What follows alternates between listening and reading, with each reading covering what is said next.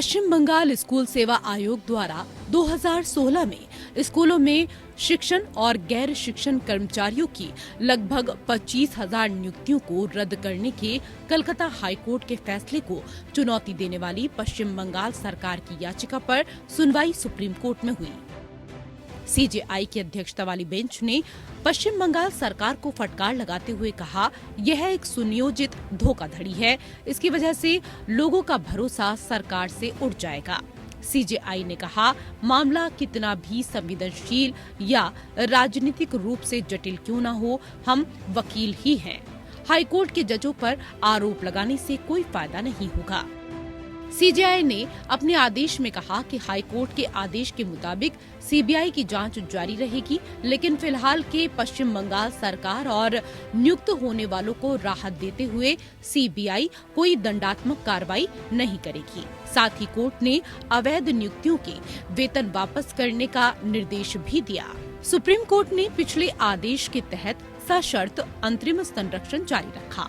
Court ने कहा कि मामले का जल्द निपटारा न्याय के हित में होगा। हम अंतरिम संरक्षण जारी रखते हैं।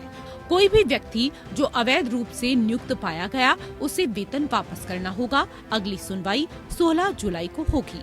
सुप्रीम कोर्ट ने सीबीआई को इसमें शामिल अधिकारियों की पहचान करने के लिए अपनी जांच जारी रखने की भी अनुमति दी, लेकिन एजेंसी को कोई भी कठोर कदम उठाने से रोक दिया।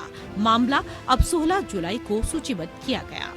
हाईकोर्ट ने सीबीआई को आगे की जांच करने और उन सभी व्यक्तियों से पूछताछ करने का निर्देश दिया था जिन्होंने पैनल की समाप्ति के बाद और खाली OMR शीट जमा करने के बाद नियुक्तियां प्राप्त की थी। Chief justice of India DY Chandrachud, justice JB पारदेवाला और जस्टिस मनोज मिश्रा की पीठ पश्चिम बंगाल राज्य SSC और कुछ प्रभावित कर्मचारियों द्वारा दायर याचिकाओं पर सुनवाई कर रही थी, जिसमें कलकत्ता हाईकोर्ट द्वारा 22 अप्रैल को दिए गए फैसले को चुनौती दी गई थी, जिसमें धोखाधड़ी के आधार पर सरकारी और सहायता प्राप्त स्कूलों में 25,000 SSC नौकरियों को अमान्य कर दिया गया था।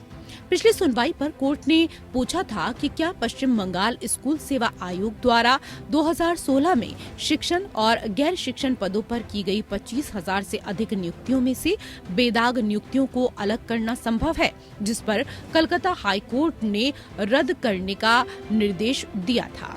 हालांकि पीठ ने राज्य सरकार द्वारा अवैध नियुक्तियों को समायोजित करने के लिए अतिरिक्त पदों को मंजूरी देने में शामिल व्यक्तियों के संबंध में आगे की जांच करने और यदि आवश्यक हो तो ऐसे व्यक्तियों को हिरासत में लेने के लिए सीबीआई को हाईकोर्ट के निर्देश पर रोक लगा दी थी। सीजेआई ने पूछा कि क्या OMR शीट नष्ट हो जाने के बाद बेदाग नियुक्तियों को अलग करना संभव है। रोहतगी ने उत्तर दिया कि द्वितीयक सामग्री उपलब्ध है। राज्य ने तर्क दिया कि हाईकोर्ट ने वैध नियुक्तियों को अवैध नियुक्तियों से अलग करने के बजाय गलती से 2016 की चयन प्रक्रिया को पूरी तरीके से रद्द कर दिया है।